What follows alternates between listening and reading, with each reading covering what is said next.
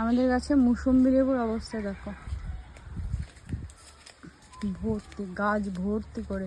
মুসম্বি লেবুগুলো কিন্তু খেতে অতটা ভালো হয় না, জানো তো। মানে রস হয় খুব বেশি, কিন্তু মিষ্টি নেই, মানে ওই রকম স্বাদ হয় না। যে মুসম্বি কিনে যে মুসম্বিটা খাওয়া হয় সেই রকম স্বাদটা হয় না, কিন্তু গাছ ভর্তি লেবু হয়েছে দেখো। দেখো আমি ভেতরে দেখো, ঝাঁকড়িয়ে লেবু, এত লেবু মানে অকল্পনীয়, দেখেছো? গাছ ভর্তি করে ঝাঁপিয়ে লেবু হয়েছে।